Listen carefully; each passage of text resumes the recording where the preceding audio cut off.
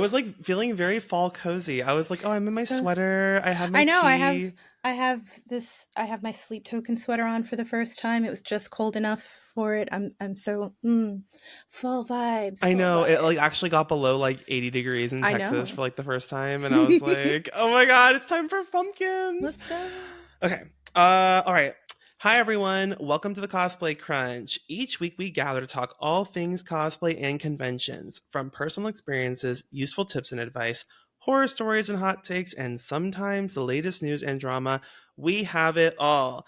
I am your host, Zavage Cosplay, and this episode we are joined by a very experienced and tenured woman of the cosplay community. Please welcome Vickie Bane. Hello. Hello. How are you doing?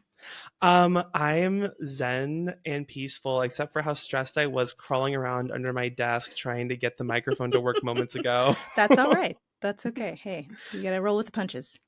I'm so excited to have you on here. I'm happy to be here. Thanks so much for having me. I am so excited to pick your brain about all things I hate, including basically wigs. Yeah, I get that a lot. I get that a lot. Yeah, not but I first want to start because I'm actually really interested. I'm going to be sitting here kind of listening like we're in the library. I want to know about your cosplay beginnings, because you say that you started cosplaying in 2002. That is correct.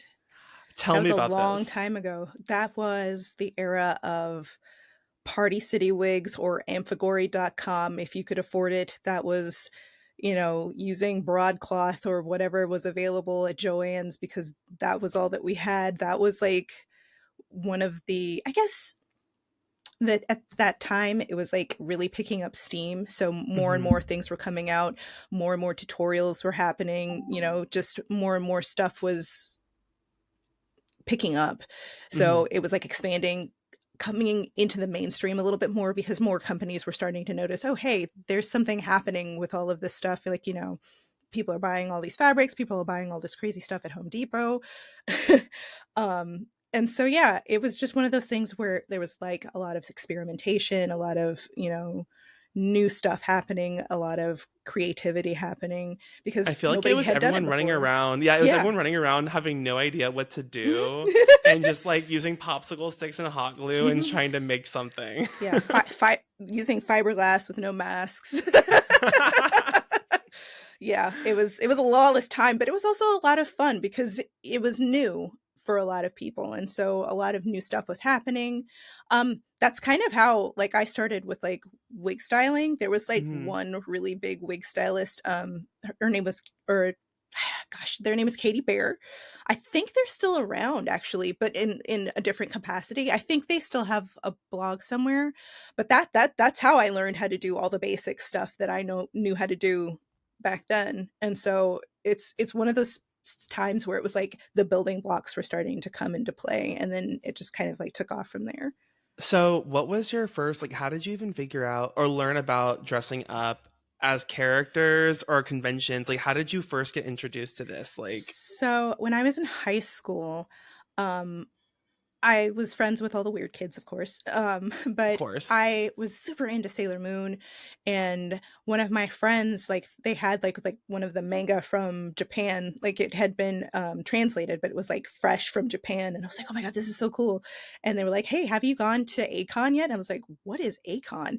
And they explained to me like, oh yeah, it's this big convention where people who like anime get together and people dress up. And I was like, whoa, what? And so I went to my first one. I want to say it was either it was Acon 12 when it was still at the DFW airport.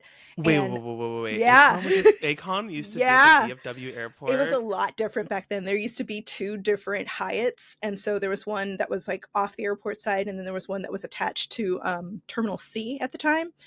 And yeah, it was, it was one of those situations where my mom dropped me off. I think I was like 17 or 18 at the time, and she dropped me off. And I went in and I had my mind absolutely blown because there were people in costumes that I was like, how did you even think to do that? What is going on? This is not what I was like prepared for. Like, I was Right. like just awash in awe of everybody's costumes and how much, programming there was and how much merch there was, how much bootleg merch there was. Oh, Um, absolutely. But then the next year, I was like, man, I really want to dress up. And it just so had happened that I had just finished my apparel class in high school. This is back when they Oh. still, yeah, this is back when they still had sewing classes in high school. Is that And how you learned how to so, sew in high yeah, that's, school? yep, that's exactly right. And I was like, oh my God, I want to make a costume. But like I was still new. So I had like my mom, my grandma and a friend of mine help me out. It was, Lilith from Darkstalkers was the first ever costume that I ever, yeah, I know. That's ambitious, I think. It was too ambitious, but I made it happen.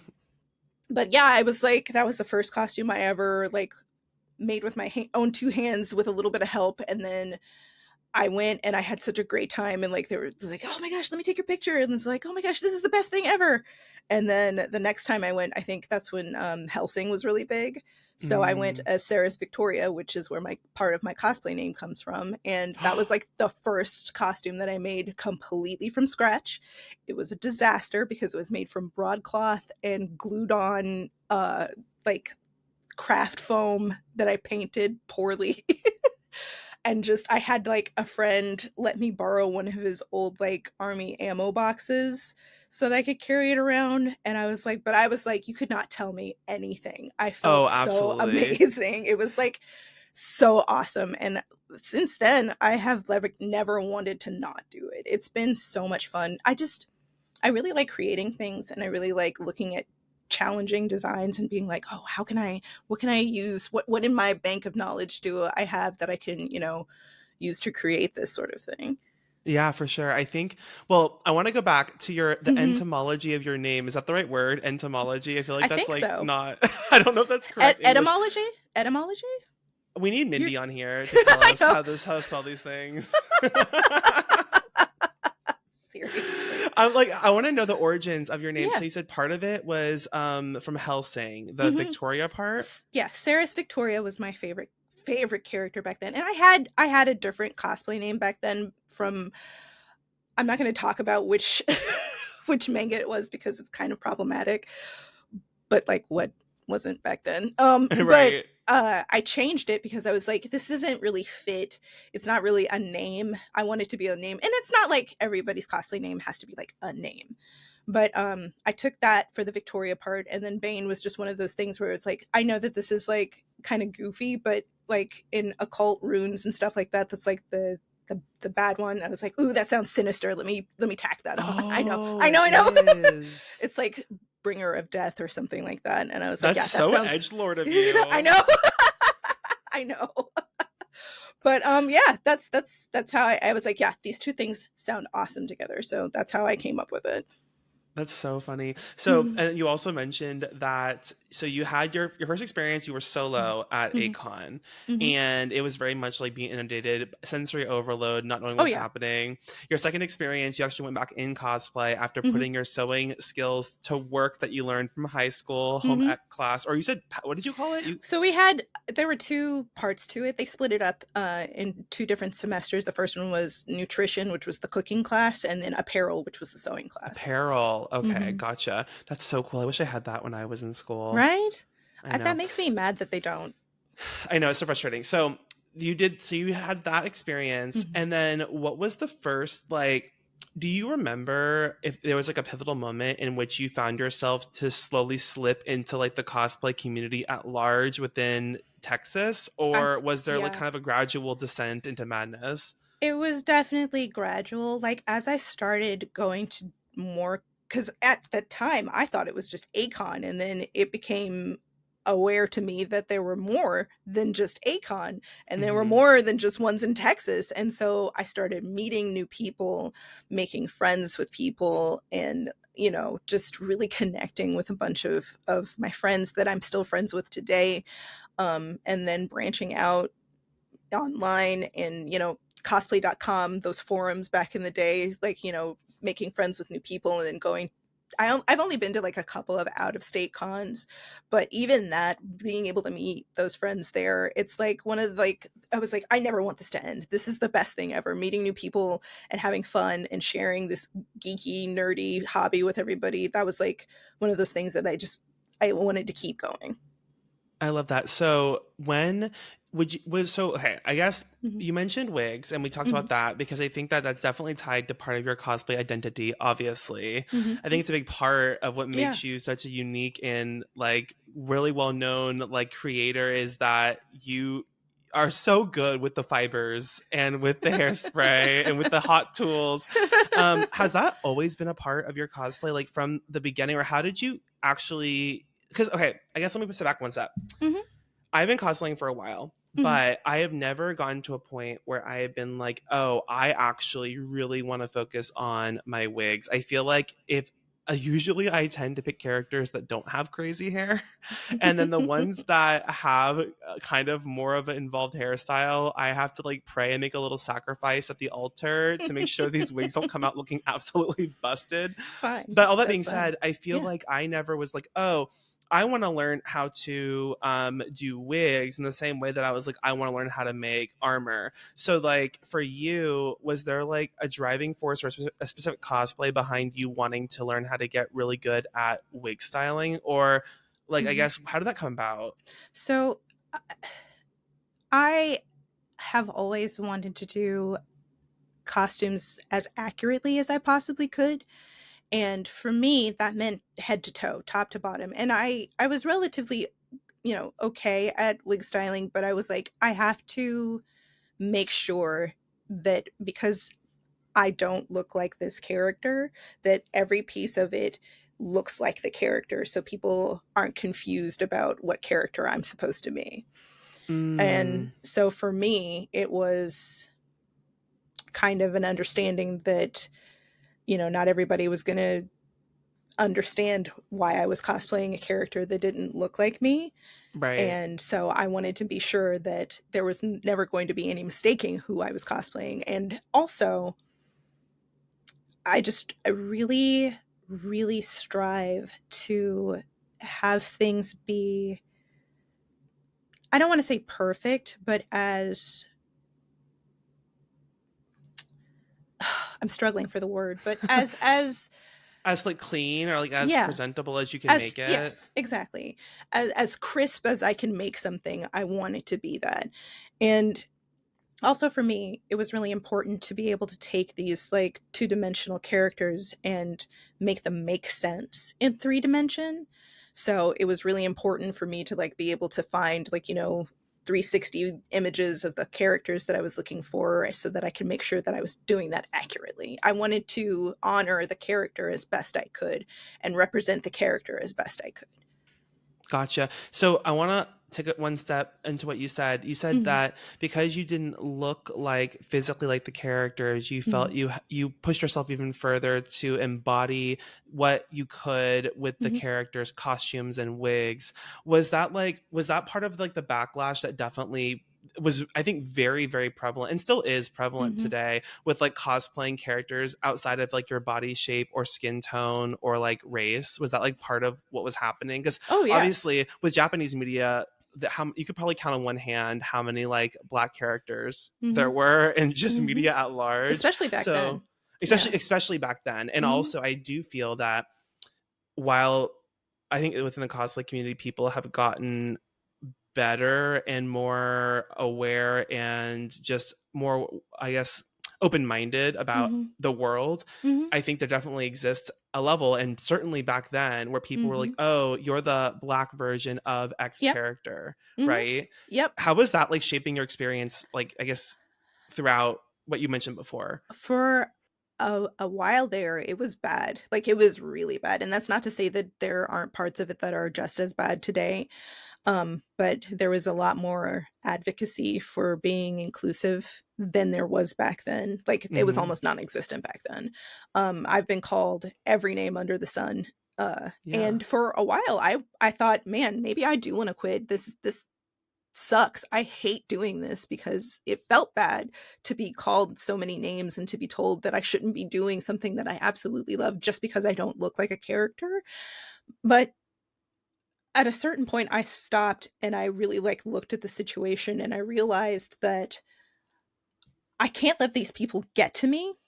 As much as this sucks, as horrible as this is, as bad as this feels, if I let these people get to me, then they've achieved their goal, which is to get me to stop doing this. And Right. I did not want to stop doing it. I met so many amazing people, and I had so many amazing experiences, and I did not want that taken away from me. And I know that everybody's experience is different, and that's completely understandable. But for me personally, I just I had to like really look at this and be like, okay, these people don't like me doing this. That's not my problem. That's their problem. Hmm. Yeah. No, and that's the thing too. It's as long as you yourself still want to participate in whatever you're doing and you're not hurting anyone else, Mhm. Mhm. there is no reason that you should feel like you have to remove yourself, right? Right. Because Mhm. you deserve to be in those spaces and you deserve to be in those costumes just as much as any other bitch. Mhm. Yeah. Because at Especially the if end you of the look day, glamorous. yeah. No. Yeah. No, yeah. But I mean, like, at the end of the day, we're wearing costumes. We're all goofy little geeks running around in our cute little costumes, swinging our foam swords around. And Hmm. why are you making it such a big deal that somebody who may not look exactly like the character still wants to have fun? That person's not hurting anybody. Nothing that Right. person is doing is changing your life or making your life worse. Leave them alone. Enjoy yourself and have fun. Stop worrying about what everybody else is doing. Just do what you want to do. You know, Very. it's And it's it's just always the people that would never have the confidence, skill, or mhm, determination to actually put on a costume themselves and yeah. go out. And it's those people that literally have never done that in their lives are the ones that are like, oh, why are they doing this? Yeah, Or it's like, they're why the do you ex care? version of that. Why do you care? And like and that's not to say that like there are some characters who people have like chosen to redesign Hmm. as a black version or, you know, an Indian version or whatever. And you know, that appeals to a lot of people and that's cool. But at the same time, if you don't want to be known as the black version of something, then just do what you want to. Stop worrying so much about what everybody else is doing and just worry about yourself. Yeah. If you're not harming anyone, if you're not harming yourself, if you're not causing, you know, negative discourse with something, you know, just do it. Like, stop worrying about all of that stuff. That stuff doesn't matter. It doesn't matter. We're all doing something goofy and silly, and it should be fun, and it should be goofy and silly and fun. Yeah, no, absolutely. And I think that you mentioned also that you had a lot of friends that you had made through the cosplay Mm-hmm. community, which is part of the reason why you stuck through a lot of that like hate and Mm-hmm. like comments and everything. I think I think friendships is are a really big grounding force within the cosplay community. Mm-hmm. And I honestly think that if I didn't have those friends that I have and continued to find new ones throughout my experience cosplaying, I probably would have stopped a long time Yeah, ago absolutely. personally. Because it would have been like, well, what am I doing this for? Why am I putting myself through this? You know, for just to wear a costume. I can just do that at Halloween or whatever. That would have been how I felt about it. But because I had made so many connections and because I was having such a good time, I didn't want to let go of it. I really wanted to make it, you know, I still wanted to make new friends and I still wanted to have new experiences. And you know, it doesn't feel good. It's not nice. It's not something that I think that anybody should have to put up with. Hmm. But at the same time, I chose to ignore those types of people. I chose to ignore that type of rhetoric in a way that it wasn't going to, like, you know, I can speak out against it, but at the same time I'm not going to let that take root in my heart to make me want to quit doing this. I'm not going to take these people to heart because they're upset or they're having something going on in their lives where they have to lash out at everybody else who's having fun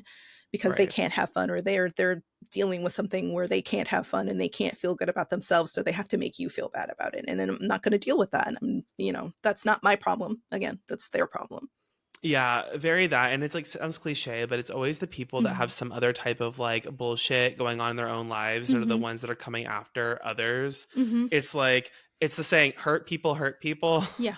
Very that. Because it's like And there's I something going yeah. on. And it's not an excuse, but it No. is very much like reassess your situation and find Mhm. some help before you come for me for dressing up as my Yeah. favorite Sailor Senji. Like, Yeah, this is not that exactly. serious. It's not that serious. It really isn't. And I do hope people that are dealing with things like that and they're lashing out at other people, I hope that they can find some help so that they can unpack whatever it is that they have going on, because everybody deserves to have fun. Everybody deserves to have, hobbies and feel good. And if that's something that you're struggling with, try and find some help, because it's going to feel so much better to let go of whatever anger or problem that it is that you're carrying around with you. And that's easier said than done, but Right. it's not going to make you feel better to make somebody else feel crappy. No, I vary that. This was not on the cards. I'm happy we had this conversation. Okay, so pivoting back, I think we're talking about wigs. I think Yeah. we went from wigs to bigotry and racism. Like, Yeah. that.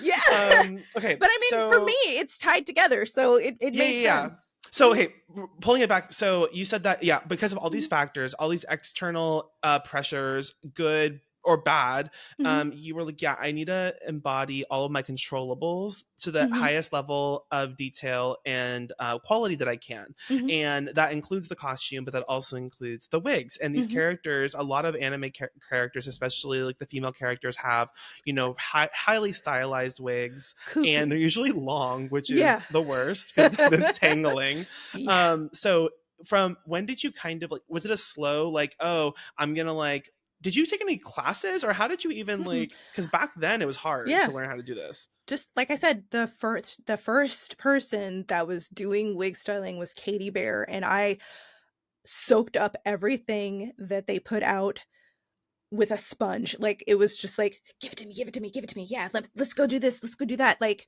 they were the first person to figure out how to dye a wig, I think. Like, they made like With the they markers or yeah, no? well, so I think that was somebody else, but they were the first person to make like a spray on wig dye that you can purchase. And so, yeah, that was like the first instance of like wig dye being sellable and usable for synthetic wigs. And everything that they put out, like, they were talking about spiking, curling with hot water, straightening with hot water, using like foam to make like odango or different shapes and stuff like that. Everything they put out, I absorbed just like a sponge. And they even actually have like a physical I think you can still buy it. They have a physical copy of their book. I can't remember what it's called off the top of my head, but yeah, I think you can still purchase it. I think it's like the World of Wigcraft, I believe. I'm literally looking for I this. I don't think that's what it's know call. what was her handle. Katie Bear, Katy. Bair. Katie, I think. Bair. I'm literally googling this right now. Okay, I found it. Yeah. Okay, wait. Oh my god, yeah. Yeah. Wait a minute. A cosplay.com thread. Oh my Yeah. gosh. Oh my gosh. Yeah. Katy Bears. There's Mhm. Reddit like things referencing Katy Mhm. Bear. Mhm. That There's was the all OG wig stylist. Everything I know, I owe to Katie Bear. these. I found a website. Okay, for reference, the background's all black. It's Mhm. yellow text. Mhm. And there's like an image that looks like it's from straight from 2003 next to a image of like an anime or manga that looks like it's from 2003, and Mhm. it's like an interview, Yeah. but it's like, oh wait, I found their website. Wait. Oh, I think it's like broken or Yeah, I something. don't think the website itself is still up, but I still think that they either have like a blog somewhere. But like, if you use the Wayback Machine and pull it up, you'll see like there's like a whole gallery of wigs that they were doing, and it was just like, for the time, it was mind blowing. Like, just bonkers crazy mind blowing, the stuff that they were coming out with. And I like I said, everything that I know, I owe to the beginning that I got from Katie Bear. That's so crazy. Oh my gosh. So it's just like going back into the archives, like I feel like you don't often go and Google these things and try to find these like resources. And Mm-hmm. then when you go Mm-hmm. into cosplay.com and you go into like these old websites and blogs that used to exist and you start Yeah. seeing all this, it's very nostalgic. It's Mm-hmm. Oh crazy. my gosh. Yeah. Because, like, that was the thing. Like, if you didn't know how to do something, you would just ask because somebody would have the mindset to be able to be like, well, if you did it like this, maybe you could do it like that. And then maybe you can get to your end result. And that's how we learned how to do things back then. We were just spitballing off of each other, trying to figure out how can I possibly make this character in real life. Oh my gosh. I think I found the website Mm-hmm. maybe because it says, am I in the right place? If you're looking for the website of the wig lady, you're in Uh-huh. the right place. Yep. And it has the world of wigcraft on there, 300 pages. Mm-hmm. Oh my goodness. Okay. So you got your foundations and you were kind of like taking all this advice that this cosplayer was publishing Mm-hmm. onto forums online and you're applying that to your own wigs. And then at some point, you must have started to really snowball with that and Mm-hmm. take those concepts and principles that you had learned and apply them to new wigs, right? Because there's Mm-hmm. not a guide for every wig. You No, have to figure out how to do it yourself, right? right. That's one of the things that I like to try and reinforce in the community is that there's not necessarily going to be a specific tutorial for a specific character, but if you learn key techniques, you can apply those techniques to that character. So, like, when I was doing Sailor Moon wigs, I was like, okay, I can do this, this, and this, which it's funny because Katie Bear did have a tutorial for like Odango, and I started with that, and then I started like experimenting with different things and, like, trying to make it my own a little bit.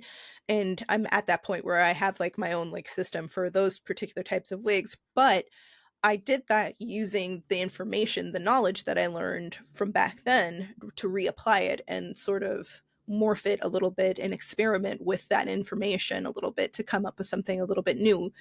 um but yeah, you definitely want to just build a core foundation of things. And there's so much information out there now, way, way more than there was back in the day.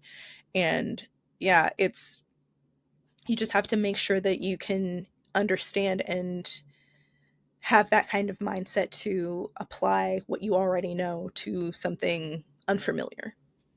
Hmm.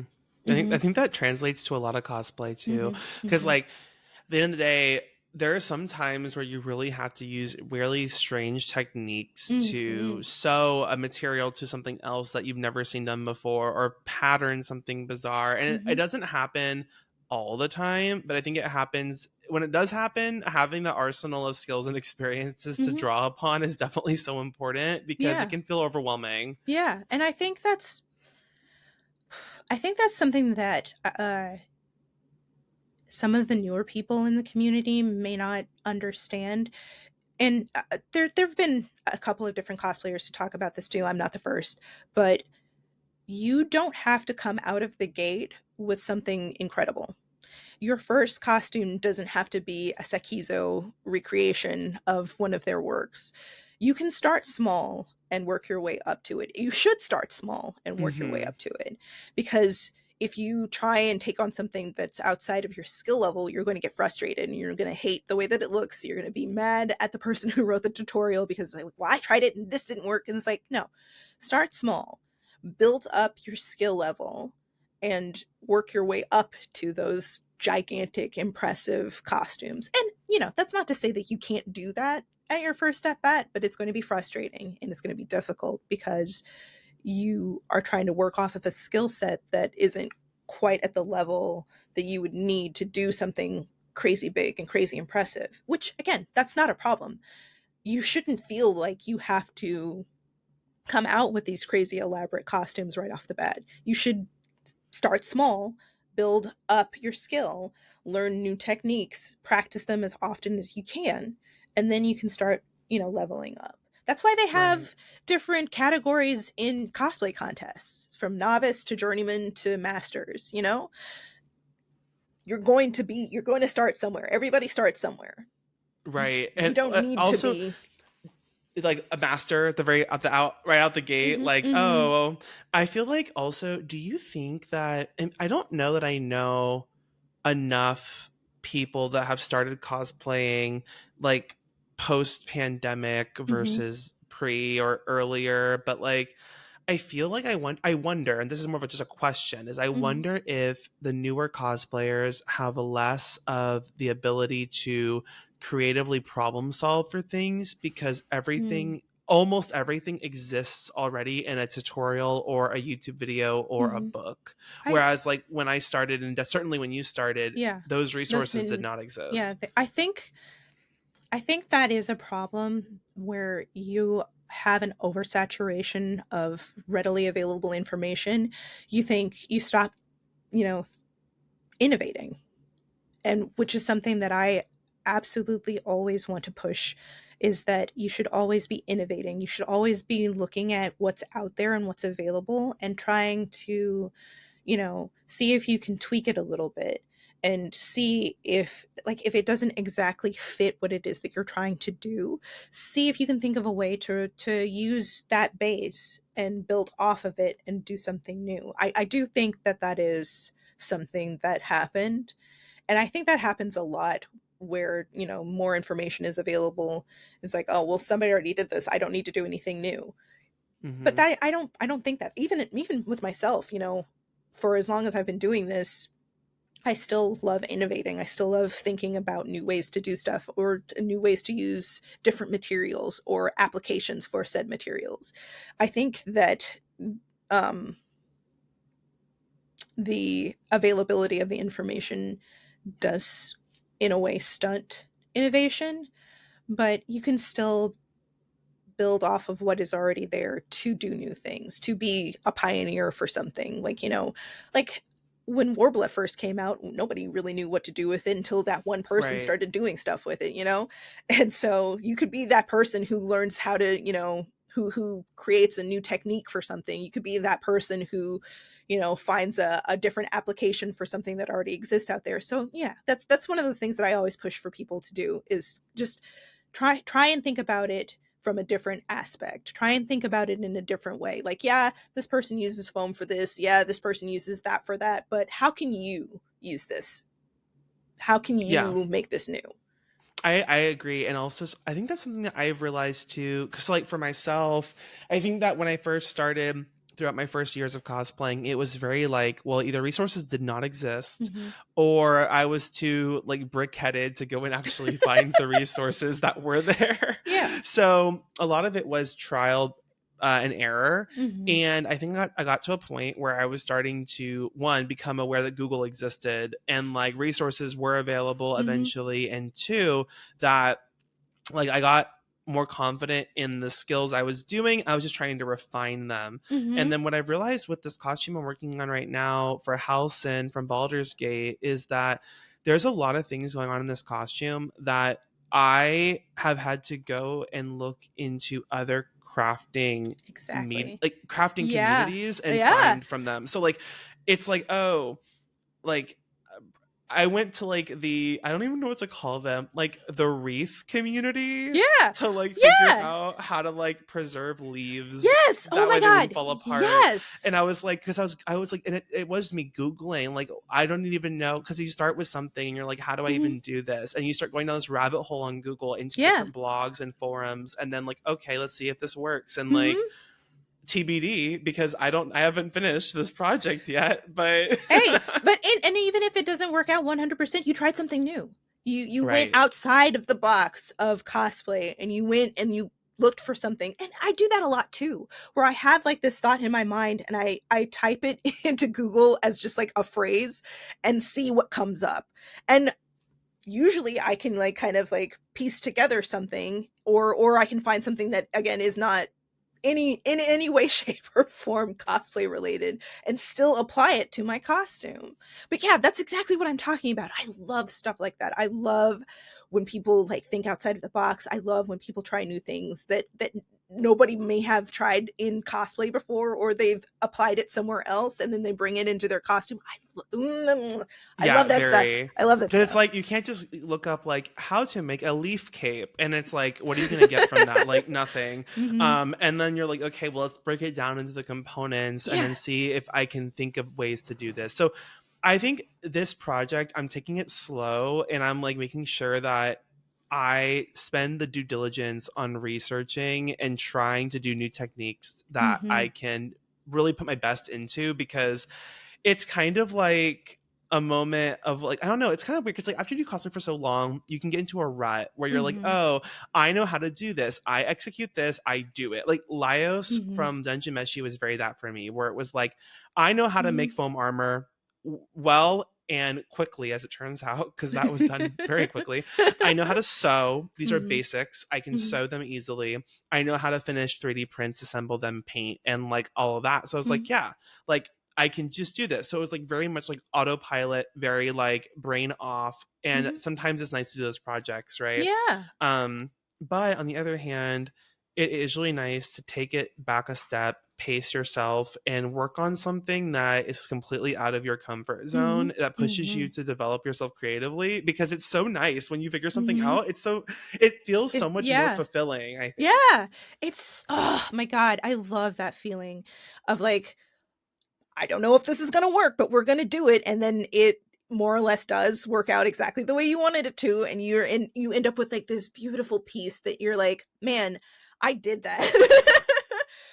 And like, yeah, I just, and I don't know, maybe it's just me being nostalgic a little bit, but like that's how it whenever something like that happens nowadays, that's how it felt back when I first was starting to cosplay. That same Hmm. feeling, that same, I guess it's why I do it, because I'm always trying to chase that feeling, that wondrous feeling, I guess, if you want to call it. You're like rushing for that high of Hmm. like, oh, how did it feel like whenever, like, it's like, I mean, there is like, I think there are moments in time that are like so euphoric when you actually get to figure something out for the first time, and you do go back and try to find those feelings once Yeah. more with other experiences. So I definitely, and that's like not just cosplay but everything in life, like I think Hmm. with travel and other things too. Yeah.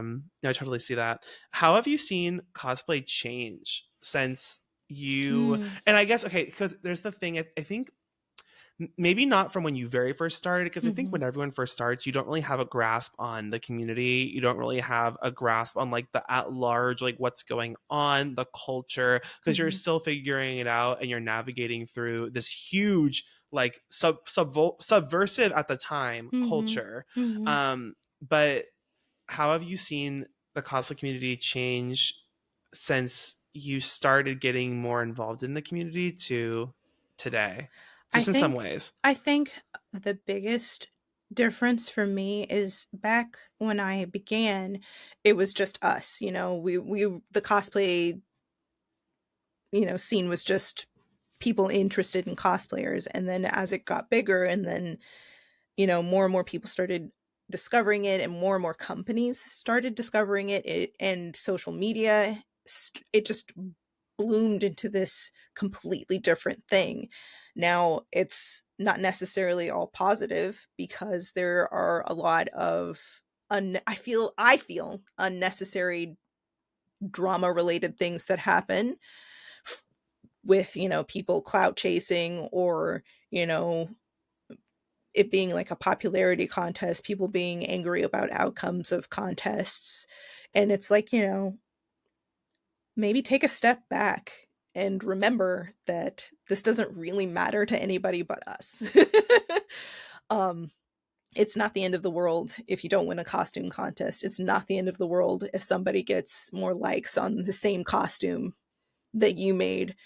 It's not the end of the world if, you get fewer pictures at the con than your friends do.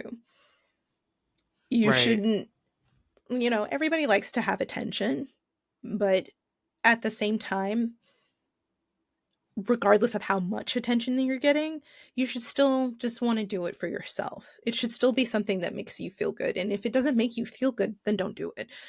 Like if you're not getting the results that you're wanting, try something different maybe. But Yeah. I it kind of breaks my heart a little bit to see people get wrapped up in stuff like that, because it shouldn't be about that. It should just be fun. And that's not to say that, you can't want to make cosplay your career. You can't want to, be known for your big elaborate costumes, or, what have you. That's perfectly fine, but you can't let that sort of stuff consume you. You should still be grounded in something so that you don't lose yourself in all of that stuff. And I feel like that happens a lot, but at the end of the day, like, it's not that serious. It should never be that deep to where you're, risking your health, your finances, your friendships, you know. Mm-hmm. It's sorry. No, no, I agree because I think that I see people taking this hobby so seriously to a detriment a lot Mhm, of the time. mhm, Like they are investing so much time and energy into what they perceive to be the end all be all for what identifies them as a person, mhm, right? mhm, Which is so crazy to me because I mean, it's not crazy in the sense that I can kind of understand where it's coming from, and I can only imagine that. How do I put this? I feel like it's two sided because on one mhm, hand, I'm thinking, okay, you think if you're investing so much time, energy, funds, and just overall life into cosplay, I would imagine that that is the most important thing to you, right? That has to mhm, be. And so, is there like some detriment or some hole that you're trying to fill in your mhm, other parts of your life that aren't being satisfied? So, you're going into cosplay mhm, and trying to get validation externally mhm, from cosplay. Because mhm, it's like you feel like you can control your cosplay presence in mhm, a way that you can't control other parts of your life. So, do mhm, you need to seek validation in excess mhm. from cosplay? But Right. then on the other hand, it's like, well, if cosplay is so important to that person, this hypothetical like person I've created, Mhm, why do you feel like you are doing this to a detriment? Like I mhm. was mentioning before, like you've done this like almost twice as long, For twice as long as me. there you go. So I mean, and I haven't been doing it for a short amount of time either. So it's Mhm, like I feel like if you really want to have longevity in this hobby and this like piece of your life, I feel like there mhm. has to be a balance. And I feel like the Yeah, people that are the ones that I feel like they feel they need to be so serious in it are the ones that end up driving themselves away because of yeah, to their detriment. They're like doing way too much. because you get burnt out. Like, you have to have something else. Like,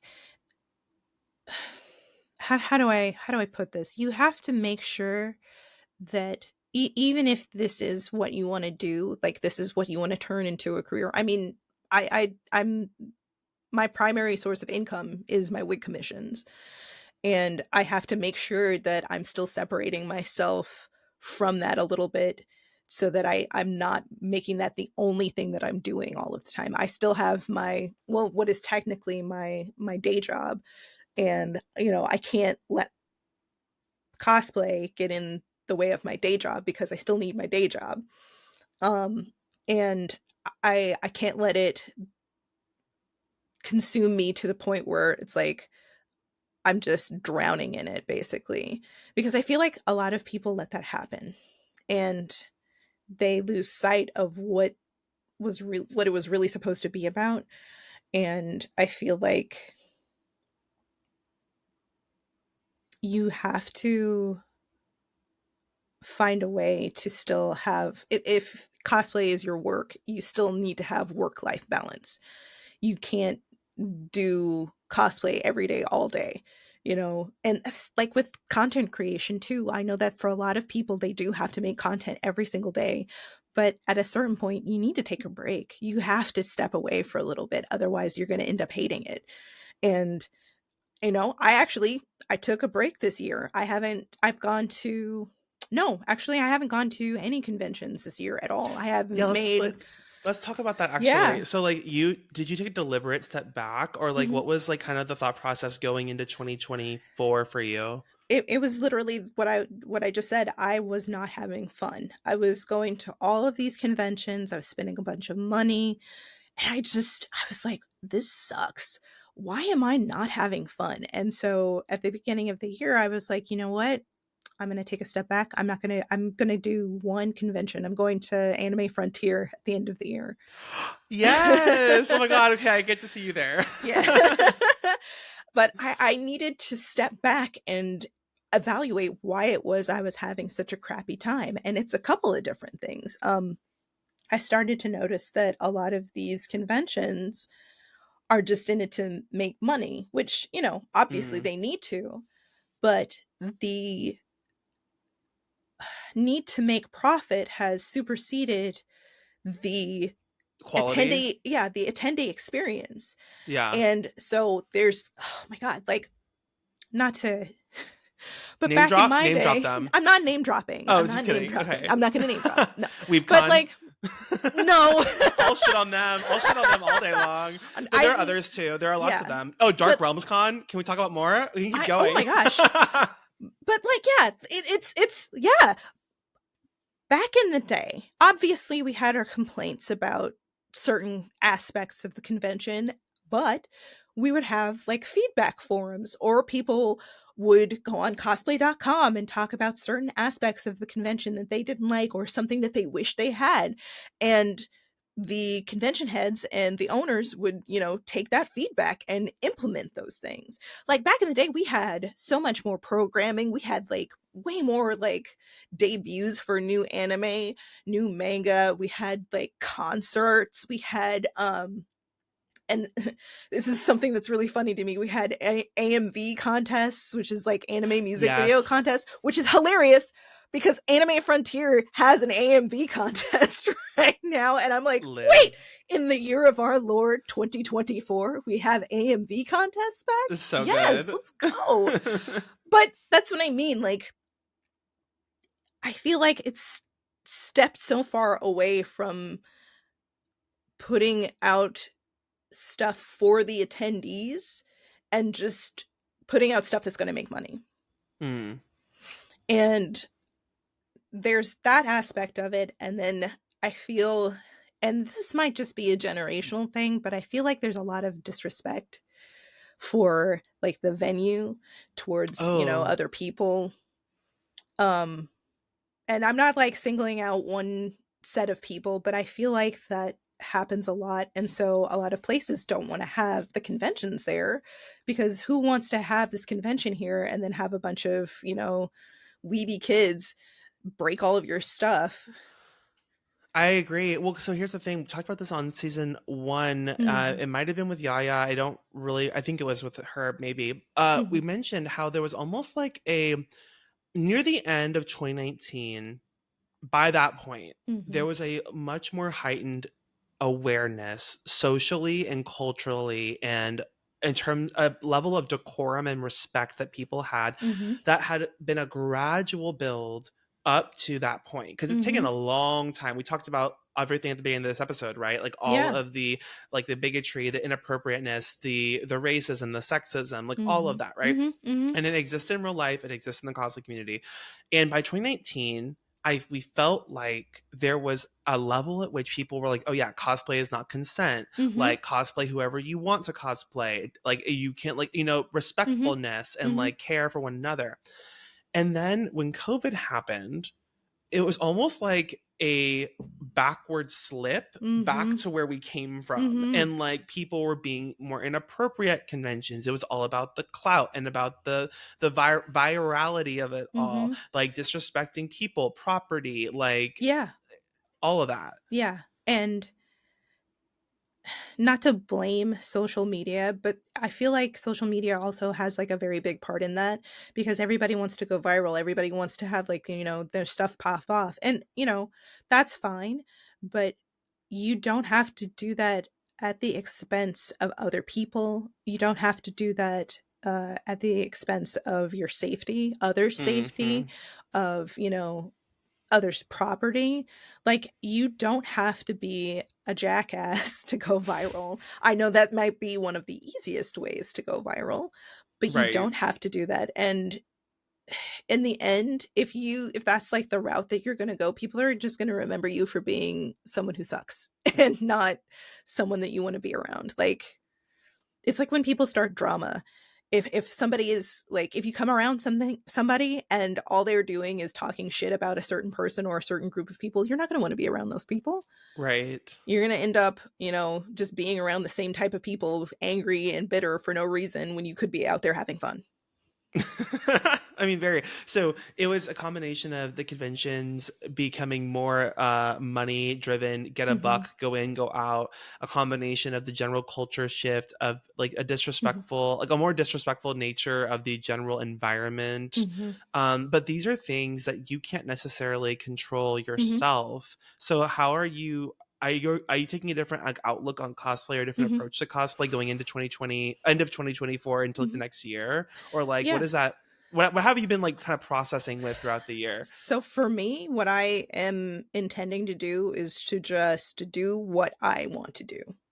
I'm not going to worry about trends. I'm not going to worry about going viral. I'm not going to worry about anything that doesn't make me enjoy this.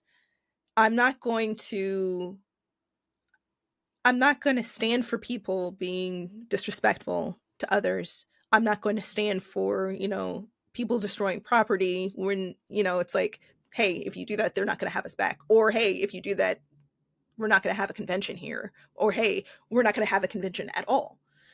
Um but for myself, I think that it's just about, making sure that I am in an environment that, or at least putting myself with people that don't need to do all of that, people who aren't, trying to make content out of everything. Like, I'm still going to make content where I can, but like that's not going to be my primary goal.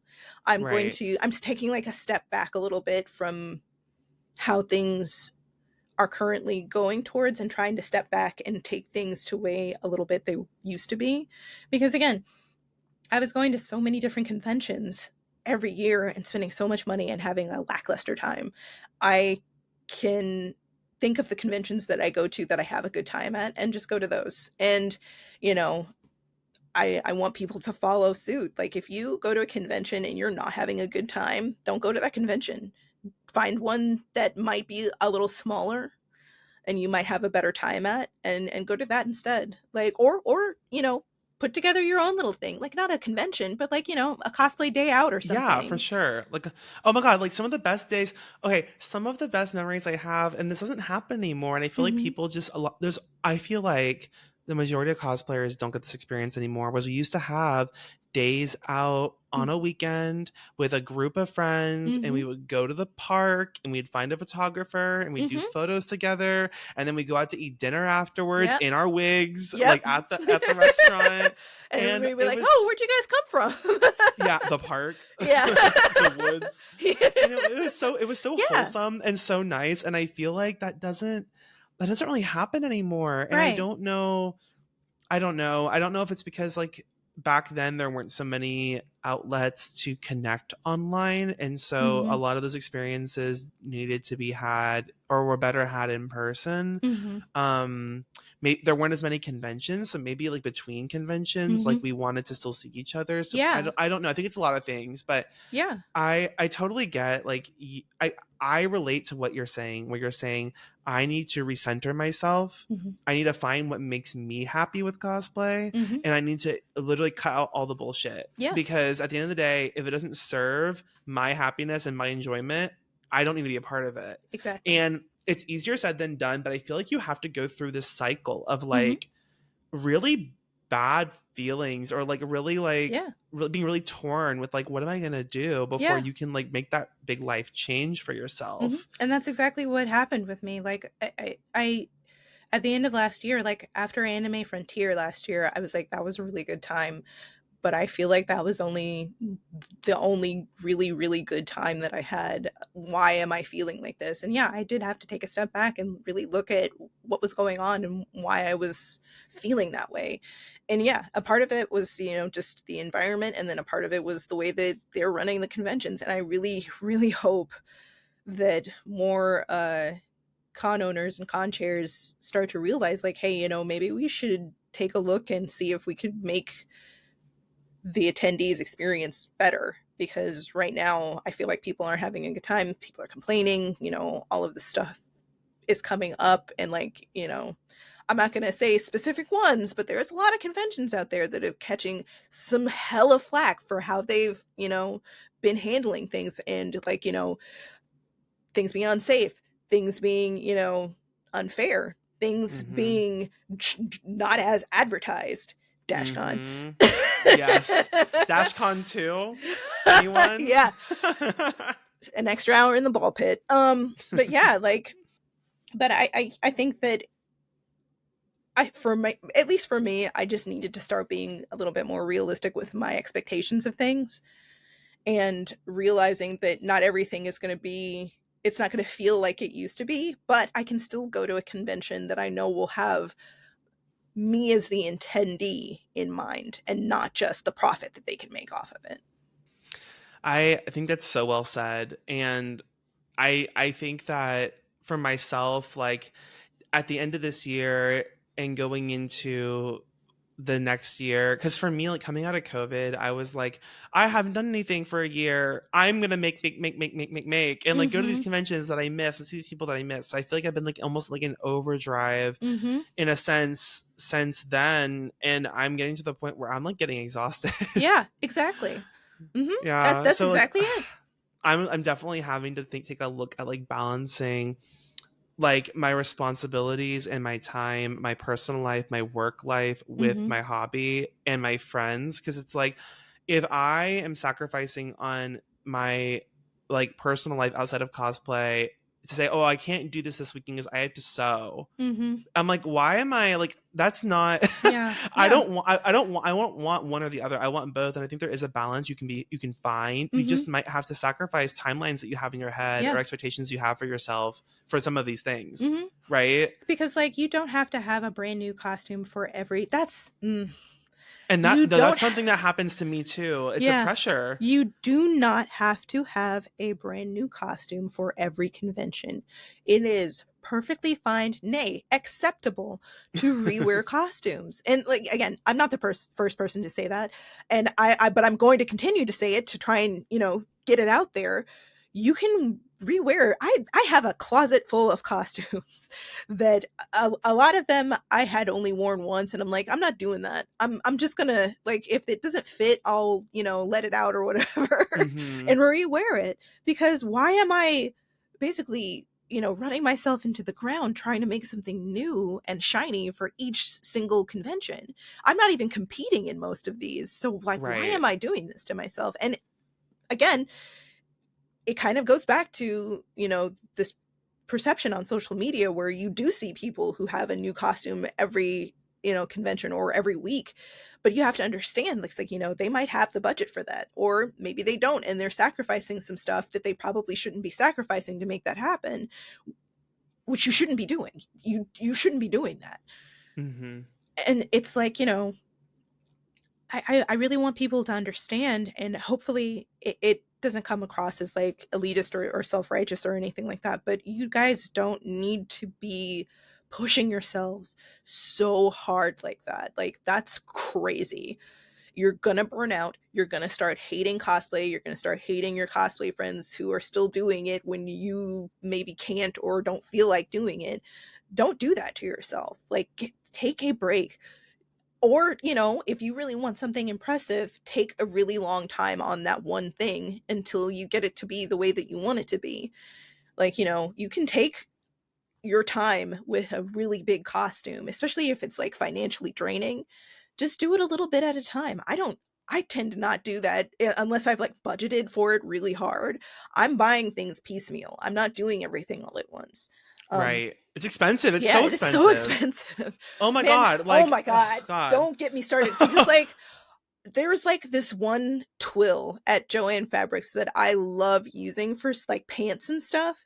Back when I first started, it was like $4.99 a yard. I think right now it's like $12 or $14 a yard right now without the coupon. Oh So my god. No, I mean, not only inflation, just yeah, things are so yeah. expensive, and like I think that as you as you learn more and you develop your skills and you develop your taste of what works for what costumes, Mhm. you do want finer things. Like, it Yeah. happens, right? You're like, Mhm. oh, I was using like cotton sateen for my costumes all the time, and Mhm. now I'm like, oh, what if I used like a linen, like a natural linen, or if I Right. used like a silk, or Right. like you end up wanting to do things like that. Or like, for Helson, I like have like a pile of leather over there, and Mhm. I'm like, that was so expensive. Yeah. And So yeah, it's also one of those things too where while you can well, it's perfectly acceptable and you can want those nicer things, you don't have to do that for every single costume. true. You can use slightly less fancy fabric. You can thrift stuff. You can if you're not competing with it, closet cosplay. I bought I bought a costume for a photo shoot that we were doing. It was what was it? Oh my gosh. It was a couple. Was he last year or a couple years ago? It was The Witcher.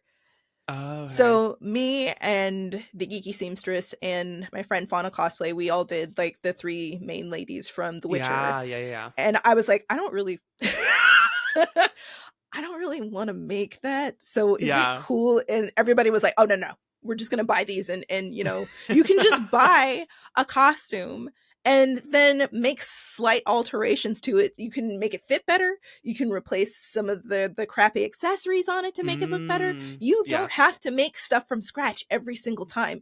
It's not necessary. And if if you want something and it's like, but I don't want to make that, just buy it. Don't let anybody tell you you can't buy your costume. It's No, perfectly fine. very. Yeah, But because but it's like, but there's a caveat to that. If you buy your costume, don't try and pass that off as a costume that you're entering into a cosplay contest because we can tell. I We thought will you were gonna know. say just lie about it and it'll No, be easy. don't you do it. Don't you do it. Don't you do it. We will know. They'll know. The judges always know. It's so They true. always know. It's so true, and it's like, it's obviously like it's hard. It If you're buying it from a factory, Mhm. it's very easy to tell. If Mhm. you're buying it as a commission, it's easy to tell if they.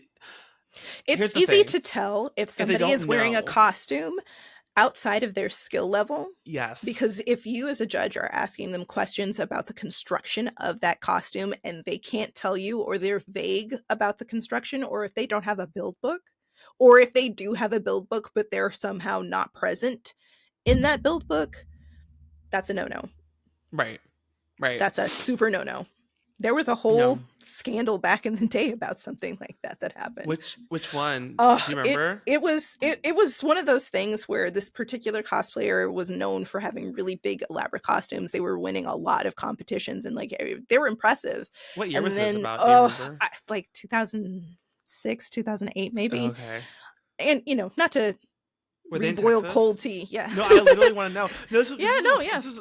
I feel like we're opening. I don't feel like it's tea at this point. I feel like it's like a storybook history Yeah, archive because kind I'm of, like, yeah. because I'm But like so literally, yeah. They were a Texas cosplayer from like 2008 or something. something like that. But they I guess had a falling out with a friend and that friend spilled the tea and let everybody know, hey, all those costumes that this person has been winning with, they didn't make them. Somebody else made them and sent them to her and she changed like one or two things on them and then passed them off as her own, which that I feel like, and I could be wrong about this, but I feel like that incident made it to where you had to start bringing build books, to where you had to start being able to explain how you made something.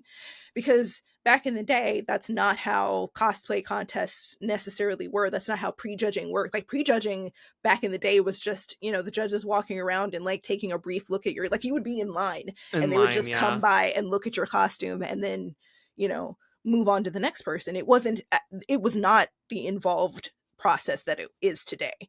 But I feel like incidents like that caused that to be the case. Like, people started to Lie scrutinize their things a way little bit through. more. Well, Oh yeah, yeah, because that yeah, too. but I feel like because people were, getting away with that, that more scrutiny started being put into the cosplay contests, which it's always crazy to me about people like lying about that back then because our prizes were dog shit. It was a blind box It DVD was like set. season 2 episode 4 in Spanish for some reason of Right. like XL Saga, which is actually I think somebody got. It was like people would just go to the dealer's room and be like, "Hey, can we have some stuff for the prizes?" That was our Some prizes. random junk so it's not Yes, selling that anywhere. was our Yeah. prizes back then. It's like you're lying for that.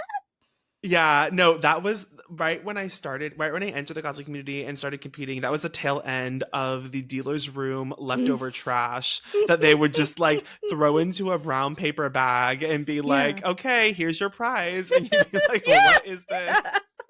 Exactly. Or you get like a little medallion or a little trophy.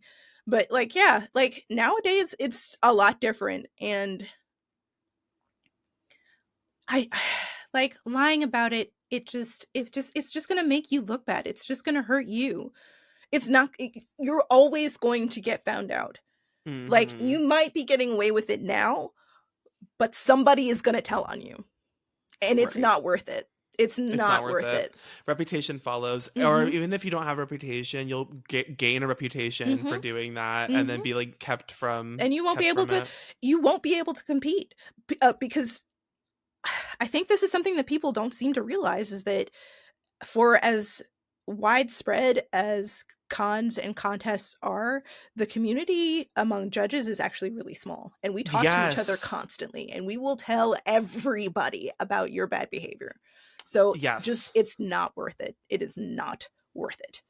It's not, and I think it's interesting. Like, we're not gonna go into the whole like my Raytheon saga very deep or anything, but it is interesting because I feel like they must have known enough to be dangerous in the Hmm. sense that like they knew enough about costume construction and sewing Hmm. to be able to talk through the way Hmm. that the garments were constructed and assembled without having done that, Hmm. which is a weird like crisscross of scenarios to happen because generally if you have that crafting level and ability, you're not one to sandbag and like buy costumes and pass Hmm. them off as your own. Hmm. So it's a very weird like culmination of like people and things to make that scenario happen. But Hmm. to your point, that's why like some conventions now are requiring like 4x4 inch swatches of Hmm. fabric in their Hmm. build books now. Hmm. Yeah, Yeah. it's sad that it's gotten to that point, but like a build book keeps you honest and it keeps the integrity of the contest, you know, overall because it, I sorry, it just makes me angry to think that, why lie about it? What are you gaining out of it? I think it's the validation. I think we talked about Mhm. before, Mhm. they need validation externally in areas Mhm. that they cannot find in their own lives or they can't control. And so what Mhm. they can control is winning a costume contest through Yeah. illegitimate means. Yeah. But I mean, at the end of the day, like I said, we're always there. It's going to get found out. You're going to get found out. It may be a year or two later or, however long after you've stopped doing it, but you're going to get found out. Somebody is going to spill the beans. You're never Yeah. safe. And you're always going to be worried about that. That's always going to be inside of you, eating away at you, worrying, okay, has anybody found out about it yet? Oh my God. It's like, why live like that? Just be honest. You know? Like, just be honest. Yeah, it's like again, it all goes back to the point. It's not that serious. Mm-hmm.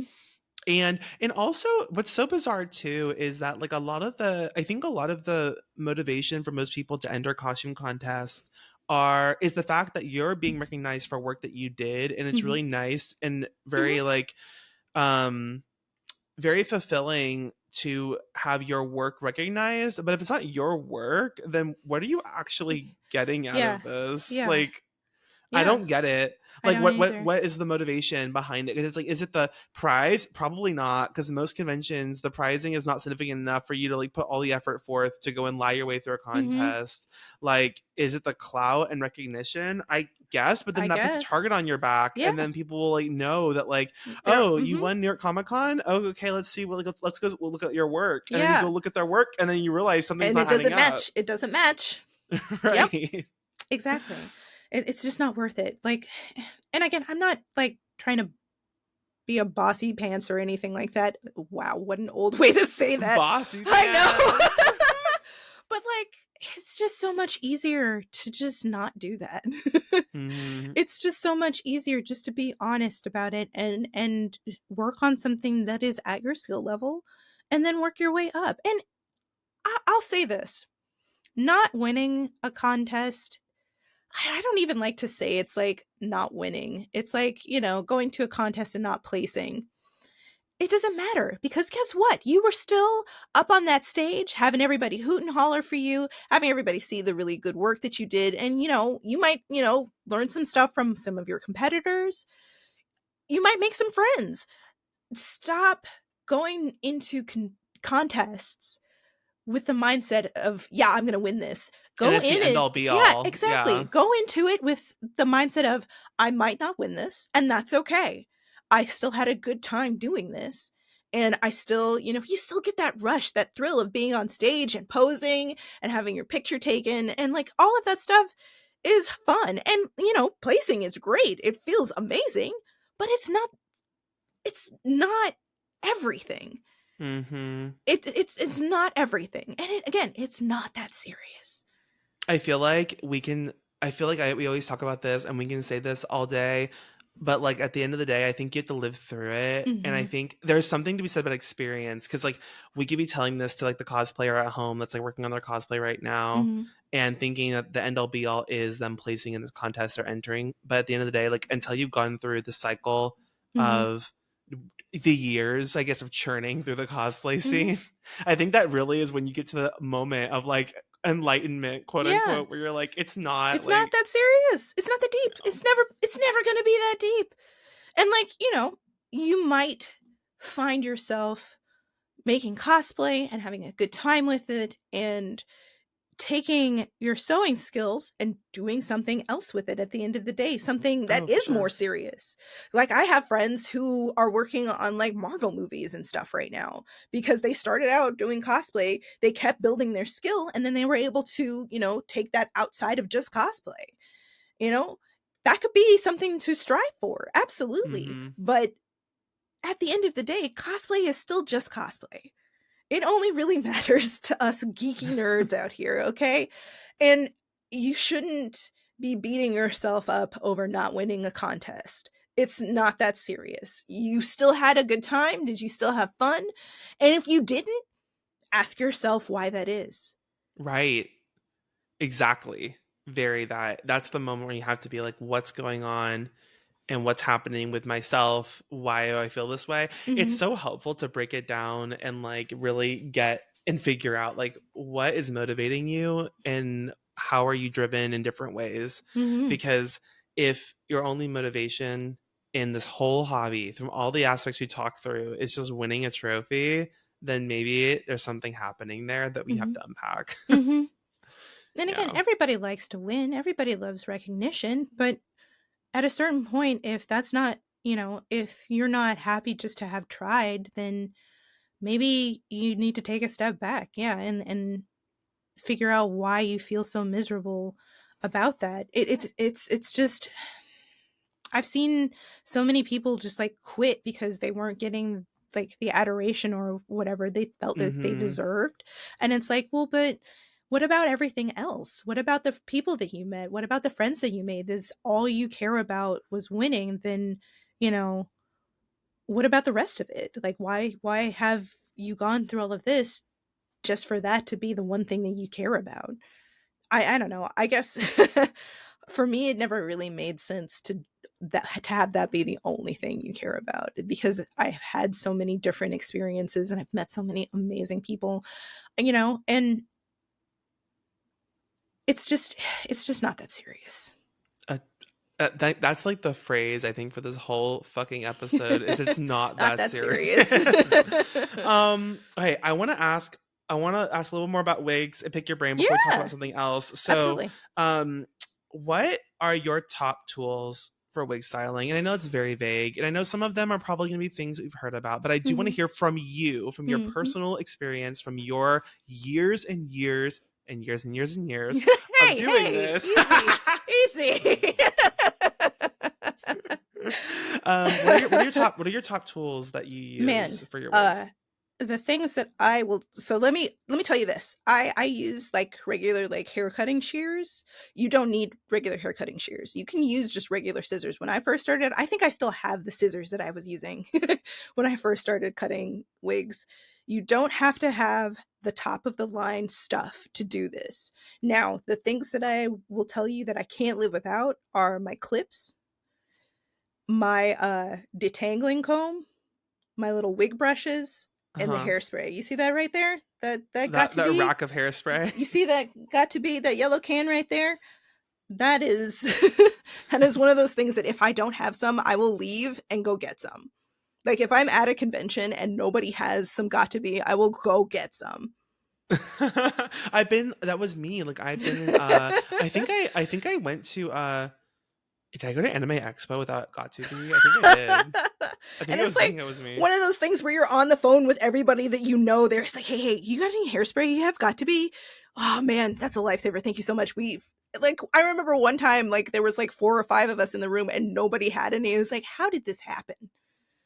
How did we all get in this room without any I feel hairspray? that so hard. So for the combs, do you have a Mm-hmm. specific brand that you like for Nope. like the no for like the Mm-mm. so you just need like a detangling Mm-hmm. comb that's like a wider tooth one, or Hang on. Actually, let me grab it. I want to see. So this thing right here, it's Oh, got okay. 2 rows of like variegated, or that's not the word. Varied teeth. Yeah, varied. So that way, when it goes through the hair, it doesn't catch on every single fiber because it's just one, straight row. The different rows help the Oh. hair pass through the little slots and comb through and make everything nice. And then you have that one, and you have another one. What was the other hmm one? Oh, my little wig brushes. Hang on. So there's two. There's this one. I use this for Teasing. basically everything. I use it for teasing. I use it to smooth. I use it for like literally everything. It's got like a little kind of like a rat tail on the end for parting. I use this. This is like my go-to tool. And then I have this little one, which is actually an edge brush. Oh, oh my God, it's so So cute. I use this for like flyaways. I use this for like I'll get a little bit of tacky glue on it to smooth like my odango or like shapes and stuff that I'm making. And then the good thing about it is that I use tacky glue and it's water soluble. So if it gets like gummed up or whatever, I'll just soak it in some water and it comes right off. Oh, wow. I Mhm. love that. Okay, that's really good advice. So, okay, so you have those different brushes. You have your got to be, and then do you use like a steamer or like a hair dryer or a I do. straightener, crimper, I probably all these things, right? Yeah. I have like a big like garment steamer that I use, and then I also have like a smaller one. I think you can kind of see it like up there. I have a smaller one that I take with me. You don't need a big steamer. You can just get one of those. I think that was like $20 on Amazon. And then I have like a regular just Revlon blow dryer that I use. I use, and again, you don't it doesn't have to be super high end stuff. I have some Conair curling irons that I use. I have like the cheapest flat iron in the universe that I use that I've had That's since I was like 18. I think it hasn't died on me yet, but when it does, it's going to be a sad day because I've had it for so that sounds like me with my old heat gun. My heat long. gun that I had from when I started cosplaying all the way until hmm this year, and it burnt out right before Anime Expo. It's tragic. It's so sad when your Hmm. favorite tool dies. I know. So I got a new one, and the new one's obviously a lot better. It heats up faster. It has like a temperature control gauge, Mhm. and it's like much better. But I was like, oh, my But little, yeah, you get so yeah, my used to $15 using heat it. gun. You get so Yeah. used to using certain tools that when you have to like upgrade, you're like, this is better. But I miss my old one. Oh, I know. How do you like deal with so the sensation I think a lot of people have when they style wigs is the fibers just getting mm. all over the floor, all over hmm them, all hmm over their hands, and then as you're working with not super glue, oh my God. Could you imagine? As you're working with tacky glue and with got to be and hmm all the heat and the water and the steam, your hmm hands get nasty and then hmm everything gets nasty. How do you manage yourself to where you don't get sensory overload and like just overwhelmed with the mess? I have built up a tolerance for it over the years. So like I know that there's a threshold that I can like, okay, I can work this long before I need to stop and like go wash my hands. But also I'll just have like a damp towel as I'm working. Like if I'm working on like shapes or whatever where I need to glue a lot, I'll just have like a damp towel that I can just real quick reach over and like wipe it off my hands. Because yeah, I sticky hands is like my number one hated thing, and that's like the primary function of making like rhabdo dango. It's Mm-hmm. like this is good. Like I leave it towards the last. It's like literally one of the last things that I do because I know it's going to take me all day and I know I'm going to hate it. But I can get to a certain point and then I like either wipe off my hands or I'll just go wash my hands. And then I will schedule in times where it's like, okay, I've gotten this far with this wig. I need to stop. I have a carpet rake, which is literally exactly what it sounds like. Is Oh, for like the yeah, carpet on the wig fibers. exactly. I will stop. I will rake everything up, throw it away, so that I'm not stepping on just a rug of wig hair. But yeah, you just kind of have to like know where your tolerances are with it and know when you're like at your limit and you have to stop and step away. Scheduling things out that way helps a lot. Like whenever I'm doing a commission or working on a wig, I will plan it out very meticulously and like not necessarily like write it down, but like in my head I know. So I'll be Sure. like, okay, I'm going to spend this much time on this section, I'm going to spend that much time on this section, it's going to take me about this long to do these, and then I can work on these for about this long before I have to stop, take a break. Like, oh my god, this might be controversial. Oh my God, say it. You do not have to con crunch. I said it. I said it. It's out there. I understand, but you don't have to. And I'm calling myself out on that too because obviously I still do it. But Same.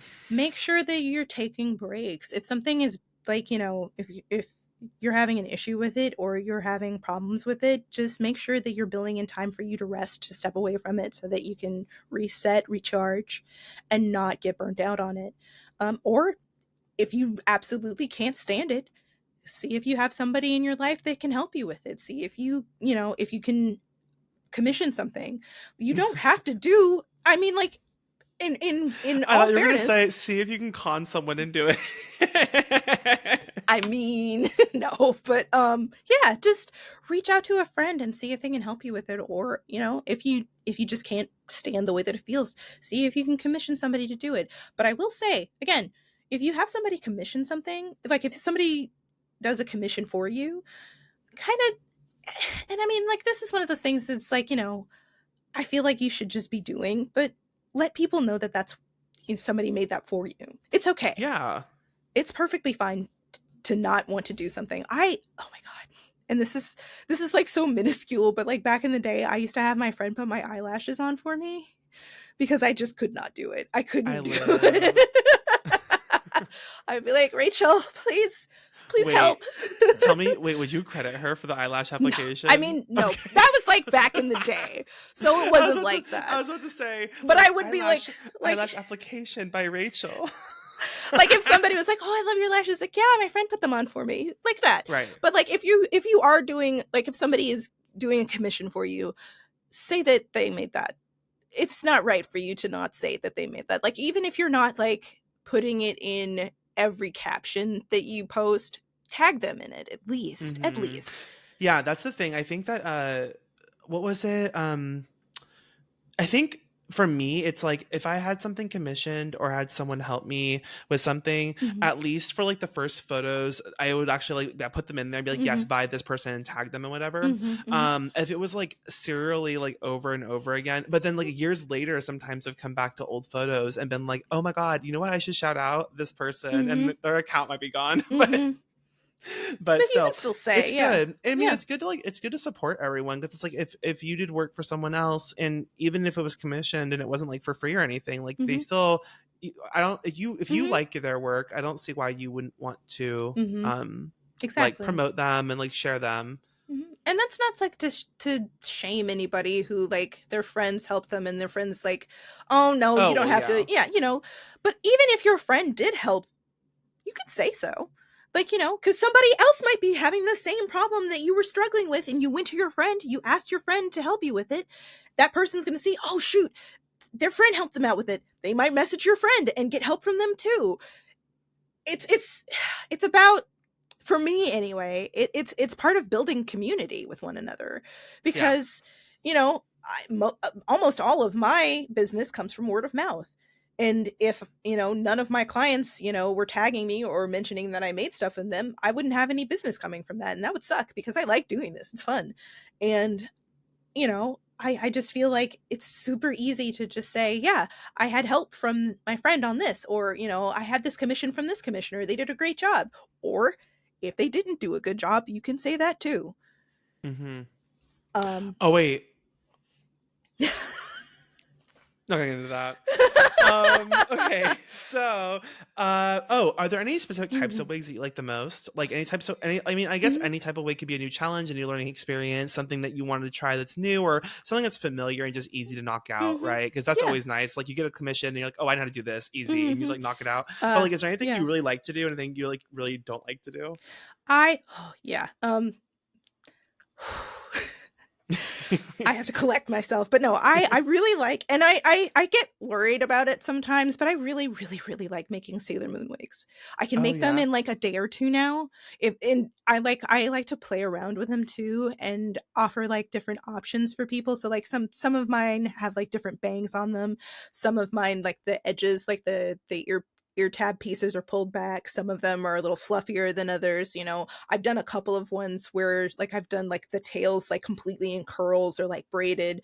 I love doing those. And it gets repetitive because everybody wants one, but I don't care how many people want one. I don't care how many times I'm posting it. You're going to see it because I love them. I love doing them.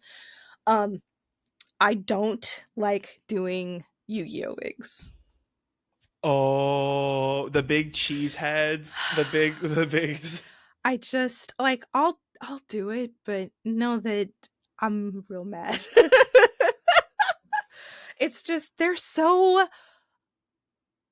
bizarre because they some of them look exactly the same from the front as they do from the side. And I'm like, "What? Why are we doing that?" And so like I have to like really sit there and look at it and be like, "Okay." And like that's that, and not to go off target, but that's something that I like to tell people a lot is if your character has a figure made out of them, see if you can find images, like 360 images of the Oh, figure. yeah, like a 3D figure. Hmm. Because then that way you're not sitting there looking at this like, what is this? What am I supposed to do with this? But you have, if you can find a 3D representation of it, you can use that as your base to go off of. Like I did like a Yami Merrick wig a long time ago, and I'm looking at this thing and I'm like, there are spikes literally everywhere. Uh how are these arranged? And I was like, I know there's a figure. I know there's a figure of this guy out there somewhere. And that's exactly, I found it and I was like, yes, perfect. And that's how I laid out the spikes so that they all were visible again from the front and the side. Because That's so funny. they were like staggered almost in a way. And I was like, this is perfect. Yeah, this is exactly what I Did need. do those wigs, like those Yu-Gi-Oh wigs, do they even start? Do you start with like a base of like Hmm. foam? Like I imagine like Yeah. some wigs you start with the actual wig cap and you tease, you like build up Hmm. the volume, then you end up like Hmm. piecing and shaping. And some wigs, I imagine you have to start from like Yeah. So nothing. back in the day, another cosplayer, Melinda Chan, she came out with Oh, like this. love. Yes, she came out with like the quintessential Yu-Gi-Oh wig styling like map, where I believe it was like that's the stiff kind of felt, and then you sew that in your position, and then you cover it with the different wig fibers that you need with the different colors. But like for those Yugi wigs, that's how I would do them. And then for like the other ones, I will take a base wig and I'll buy like 3 or 4 of them and just sew them all into one wig so that I have like this huge conglomeration of fibers to work with, and then just tease the daylights out of them so that I get like this big mass and I can just shape it and spray it. Yeah, but I that's like it takes so long. It's so much work. And then my office is not that big. So I end up stabbing myself on the ends of the spike like all the time, and it hurts, and I don't want to deal with it. It It hurts. does, because they're sharp. They're sharp on the end. Like after a while, they're like really sharp on the end. Like after you've done all your teasing and the glue and the hairspray, they're sharp. Oh my Yeah. god, you're making weapons in there. Basically. Jesus, I take know. them to prop check. I know, right? That's so funny. Oh my gosh.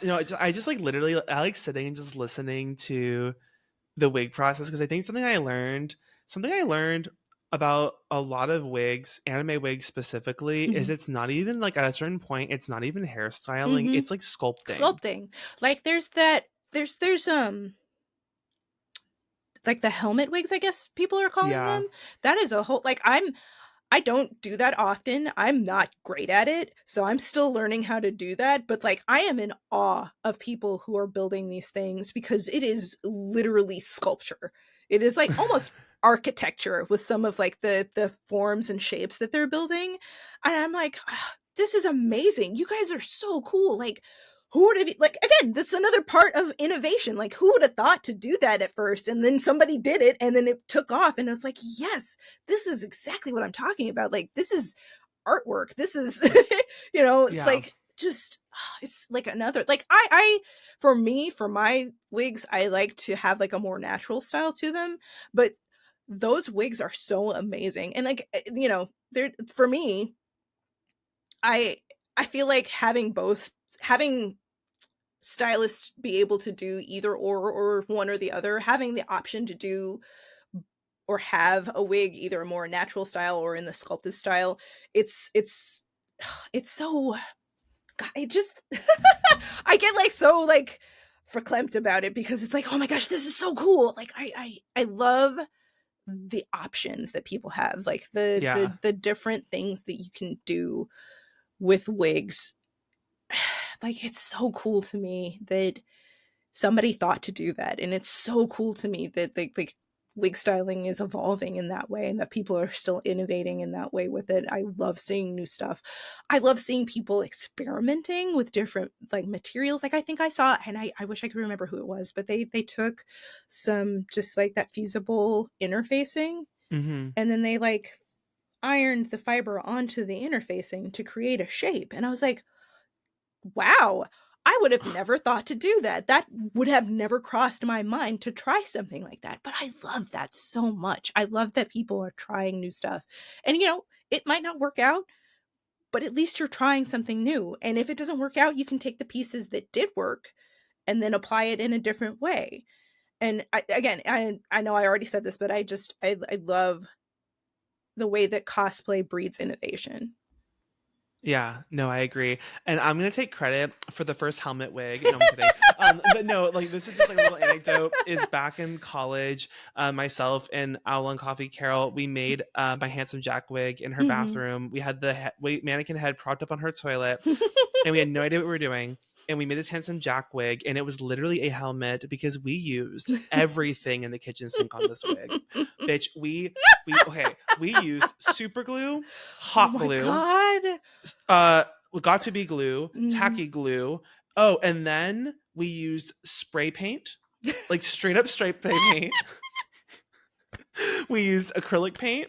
We used Awesome. marker. We Yes. used everything, and it Yes. literally was a helmet. But I mean, it was Borderlands, and Borderlands is very Mhm. stylized and very like chunky and everything. Yeah. So like it actually looked good, but Yeah. It it was a works. massacre. It was crazy.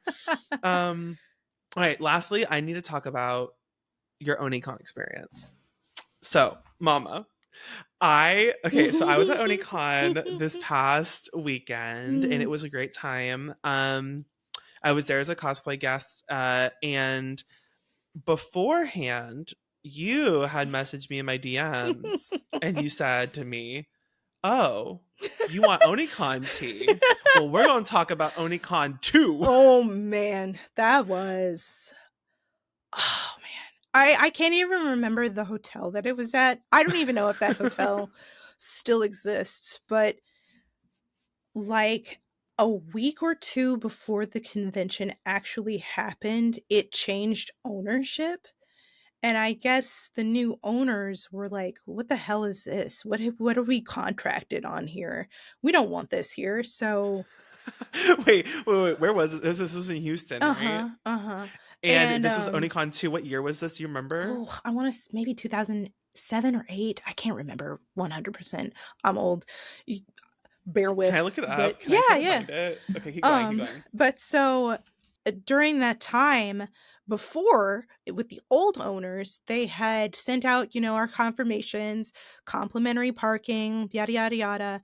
And then when we got there, they had changed up everything because there was also a game happening that weekend. I can't remember if it was like a football game. I think it was a football game that was happening the same year. Uh-huh. And they wanted to capitalize on people coming in from the game more. So when we got there, we were only allowed to have one car in the parking lot for and receive one parking pass to park in the lot. And if you needed another one, you had to pay $50 for that secondary parking pass. Oh my God. A Okay, day. yep. A A day. day. Oh my And God. there are a bunch of kids there, and I mean this was common back then, but like their parents would book the room on their credit card, and then the kids would just go and check in and everything, and then there were a bunch of people there who they were telling them they couldn't check in because they weren't the people like on the card, or they didn't have the card with them. And I'm like, that's weird and never been an issue. And then it was just a miserable venue because the hotel itself was janky. Wait. So I think I found. Okay, wait. So I'm gonna read you the year and Mhm. the venue that it was held in. Mhm. Okay, Mhm. so 2004. That was too early, I think, from what you said. I That think was the so. Sheraton North Houston at George Bush Intercontinental Airport. That was the first one, I think. Mhm. No, it And wasn't it that one. and Yaya was a guest, which is hilarious. I'm Mhm. looking at like this list. 2005 was the Park Plaza in Reliant Center, which is near like Reliant NRG Uh-huh. Stadium. I think it was that one. I think it was But that then one. it was back there again in 2000. No, in 2009. It was at Houston Marriott West Chase. But you said Onicon too, right? I think it was Yeah. from my Then it yeah. was. Then it Yeah. was that one. It was the Park Plaza It had to Reliant have been Center. because it was next to, yeah, it was close to the stadium, and they wanted to capitalize off of the stadium traffic. Matt So Mercer was a guest that yeah. year too. Mhm. Lee Kovacs was a guest. Yeah. Wait. Yeah. Can we look at this I used guest to, list real quick? yeah. So it's funny because I used to know them. Like back in the day, I used to know Matt like back in the day, not to like name drop or anything, but like we Sure. used to hang out and stuff back then. And it's Oh like one of those gosh. things where it's like, oh, I can't talk to him now. Well, now it's like, oh he's well, up there. he's escalated so far beyond. You know, But this is so that's, funny. yeah, but like, yeah, that was exactly the place. And oh my god, the hotel was gross. Let's talk There about it. Talk there about the was Park Plaza Reliance Center. there was like mold on like the curtains. There were stains everywhere. Just abysmal. Just abysmal. And I was like, I remember getting to my room, and there was like, it was back in the day where we used to like just have like a whole bunch of people in one room. And I was like, guys, are we good with this? Do we want to see if we can go somewhere else? But at that point we had already sunk all the money into it. So it was like, okay, well, we're just gonna make this work. But they were really, really rude to everybody. They were like trying to say, like, I remember at a certain point I was like, wait a minute, I printed out my confirmation and this fucking thing says we get free parking. I'm taking this to the desk. And this guy, and it was so funny because I was dressed up like Anko Mitarashi from Naruto at the time, but I was so mad I didn't even care. I rushed up to the desk and was like, listen, I slammed the paper down on the counter and I was like, this says complimentary parking. And he had the audacity to be like, that's not what that means. And I was like, what does the word complimentary mean then, brother? Yeah, what? Excuse me? And I was like, listen, I understand that I'm in a costume and you probably think I'm a child. I'm an adult. And I know what that means. And he was like, Isn't that the worst? These yes. fuckers that work at hotels that literally treat Yes. you like you're a piece of shit second class citizen It's like, because you were oh, no, in no, a no. costume. My money is as green as everybody else's. But so I remember I took it back and I took it down to con ops and was like, so if you guys need this for later, here is the confirmation that we got sent. And they're like, oh my God, yes, I'm going to give this to somebody in charge so that they can take a look at it. But thank you. And that was something that I remember specifically, because it was like everybody was pissed about the parking situation, because it's like, what do you mean $50? And it wasn't even like they gave us a heads up beforehand. It was like literally a sign in the lobby when you first got there.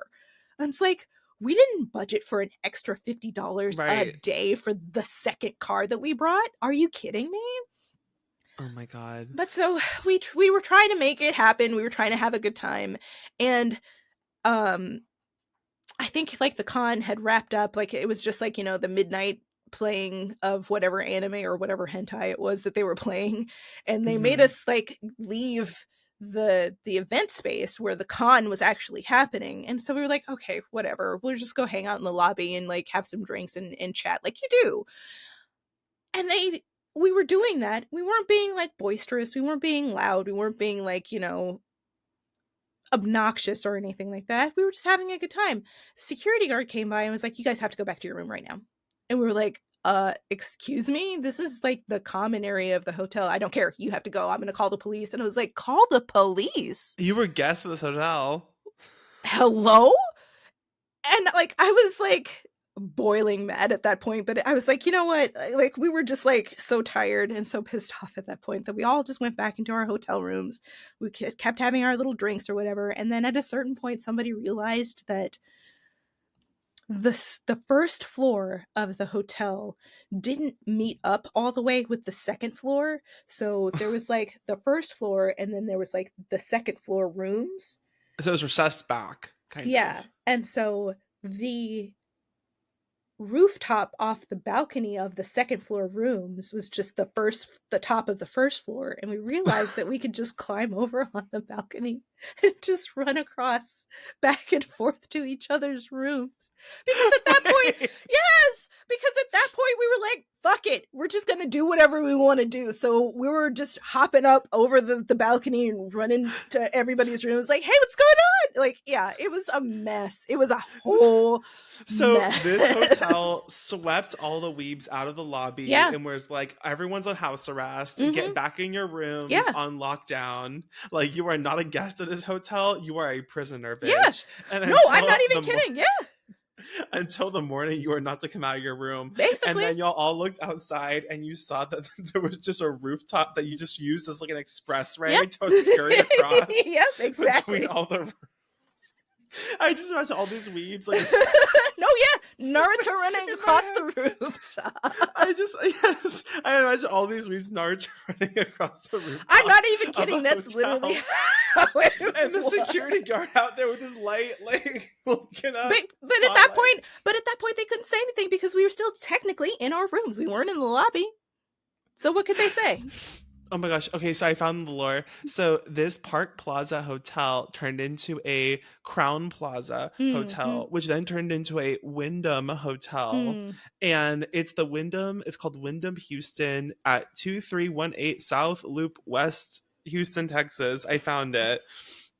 I'm crying. Oh my God. So did anything come of you running across the rooftops? No. Nope, we just had we made our own fun that night, and that was like the second to last day of the con. No, yeah, that was like the day before the last day of the con. So we just, in the morning, we packed up, went to the convention for a little bit to check out the dealer's room, and then we went home. It only has 3.5 stars. Yeah, well. I'm literally trying to go on Google Maps to find. I found it. Wait, can I share my screen? Yeah. Hold up. Screen, and then we're gonna go to window, and then we're gonna go to this. No, yeah, window, and then we're gonna do that. Okay, let's see. Okay. Yeah. So you see that? It is. There's the place where you run across the rooftop. Because like I think like the second floor there's the balcony. Had like but I think like the second floor just had like the if I'm remembering this right, because it's right behind here. They probably like remodeled this thing since I've been there, but like they had like a gate instead of like a concrete wall, so it was just like on the second floor it was just like a gate because it opened up onto that rooftop. So we were just hopping over and running across. It's like back here, I think. Or maybe it was In the front? Who It could have knows? been. It could have been. I think it was in the front, but like again, it was one of those situations that it could be because it was so ridiculous to have us go back to our room. We're paying customers. We paid to be here. What do you mean we need to go back to our rooms? What do you mean we can't sit Look in at the this. common area? The 3.6 star review. Like, I think it was next to like a Shoney's too, and like a bunch of us ended up parking in the Shoney's parking lot because we couldn't park there. Oh my god. There, yeah, because there's like Reliant right Mm-hmm, here. mm-hmm. That's so funny. It's next to like all these like I don't even know apartment I complexes. I don't think even know what so. yeah. But yeah, that was one of the most memorable times I think I've had at a con, just because it was, one, so bad, and two, we were cutting up so bad. I wish I was there. That sounds so No, you funny. don't. It was awful. Well, you know what? That same hotel hosted Anime Matsuri one year, I think, when it turned into the Crown Plaza, and that was one year the rodeo was happening at the same time, and that's what turned into a whole shit show there too. Mm-hmm. Yeah. Man. Oh my god. Anyway. Oh my god. Okay. Anyway, I thank you so much for coming on here. Yeah, of course. I appreciate you. I think this is so funny how it literally we waffled between wigs and then the whole like metaverse and the problematics of the cosplay community, and we just flip flop back. I was like, oh my god. But important conversations, I think. Yeah, I don't know. totally. Okay, so I'm gonna read the outro and then come to the end, okay? Okay. Okay. Thank you for joining another episode of the Cosplay Crunch. If you would like to submit a question to one of our guests, please email us at cosplaycrunchpod@gmail.com. Please rate us on your podcasting app of choice as it helps the show grow. You can also follow us on your podcasting apps and on Instagram at Cosplay Crunch Podcast for the latest news and announcements, and on YouTube at the Cosplay Crunch Podcast, and also on cosplaycrunch.com. Vickie Bane, where can we find you online? And do you have any parting words of wisdom for our listeners? Yes, absolutely. So you can find me on Instagram at Vickie Bane. I'm also on TikTok at Vickie Bane. I have a YouTube account. Nothing's really much there, but it's the same, Victoria Bane. I am working on a tutorial series for everyone. I've been dragging my feet about it. I promise it's coming. I haven't forgotten. And yeah, my parting words for everyone are: remember to have fun, remember to take breaks, and that is not that serious. Love. I feel like that's the title. It's not that serious. You're gonna live. The sky is not falling. Yeah. We're not doing surgeries. Yeah. I was like, we're dressing up in wigs and makeup and running around. It is not that big. Just have fun. Just have fun. Remember to have fun. That's the motto for 2025. It has to be. For sure. For sure. All right. Thank you so much. And until next episode, we will see you later. Goodbye. Bye.